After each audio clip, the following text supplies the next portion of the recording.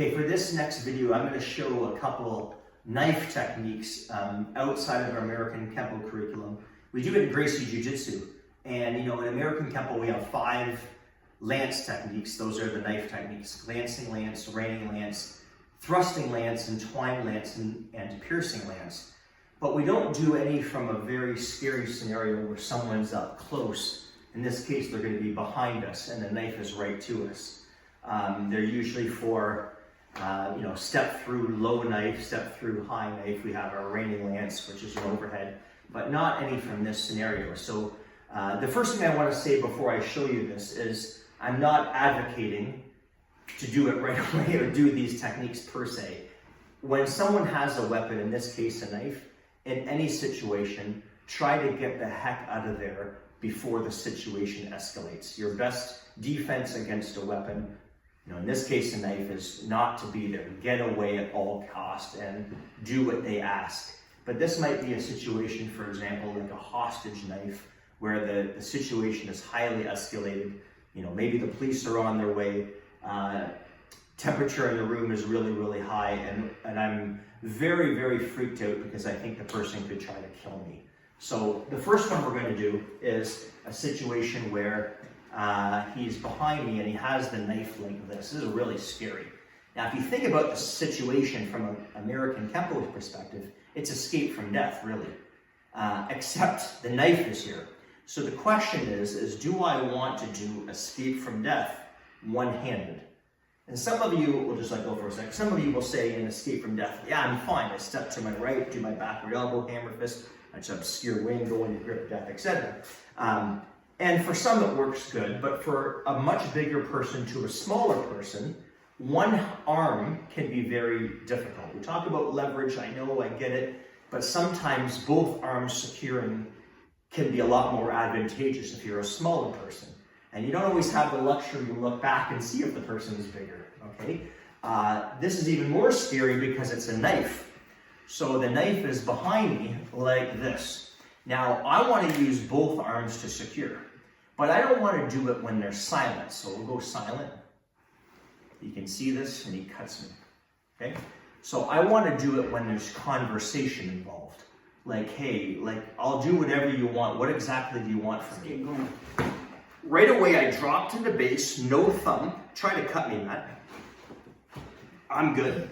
I got my base. I'm going to go around him. My head comes out last, and I start to pierce him with the knife. My right arm goes up to the elbow, so he can't bend that elbow. My left arm goes through. I'm going to be careful.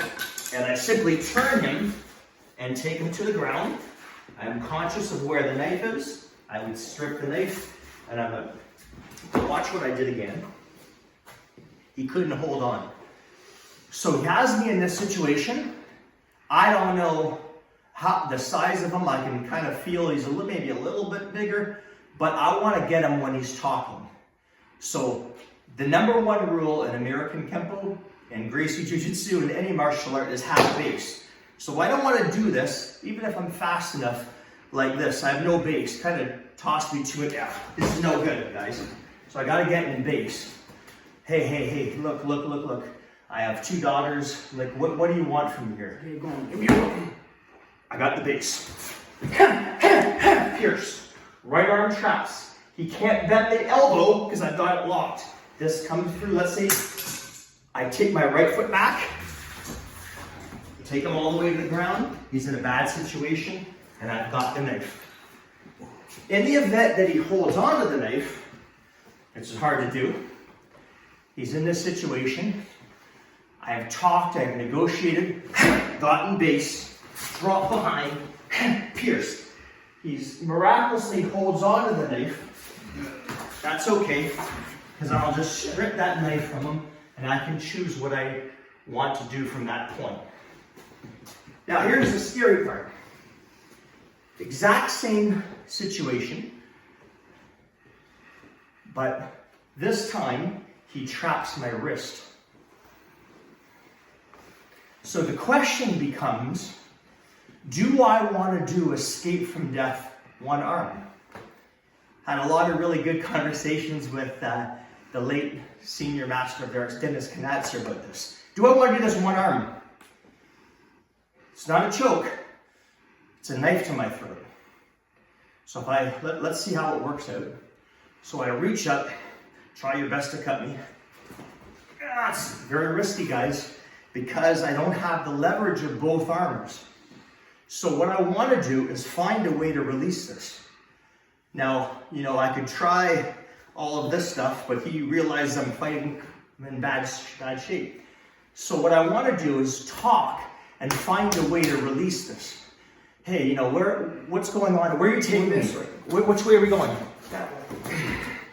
So you see what happened is I had to find a way to release this. If he didn't release, I'm not gonna try the technique. Where are we going? Going this way.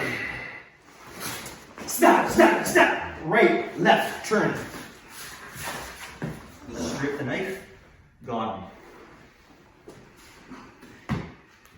Even scarier, perhaps. He switches the grip of the knife and he has it to my chest. Oh boy.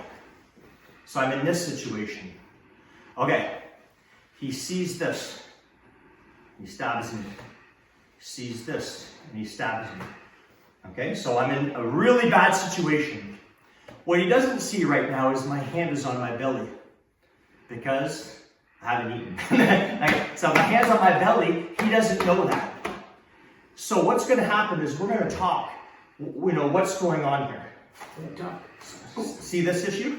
I'm gonna go straight up with this part of my hand, step back and look, turn, see, and stab him. So what I did is, this hand slid up and it was blinded. So where are we going? What are we gonna do? This way. Got him. Because he can't see my left hand move. I'm gonna go super slow, guys. See! And I stab him with the knife. If I put my hand on my belly, ideally I don't react while we're talking, while there's silence rather. Where are we going? This way. Very fast. So those are two really cool knife defenses. Of course, if he traps my arm, you got to make a decision, especially on that first technique. Do we want that arm trapped and be able to try to do this one-handed? If it's the other side, now that hand can't go up. So I got to find a way to talk to release that hand to do it. But I'm getting away from the knife. And if you think about it, it's just, if you grab with two hands, choke, rear choke. It's just cross of destruction, except instead of my left hand, it'd just be my right hand doing the work. It's basically the same thing, basic jiu-jitsu. Give it a shot, guys.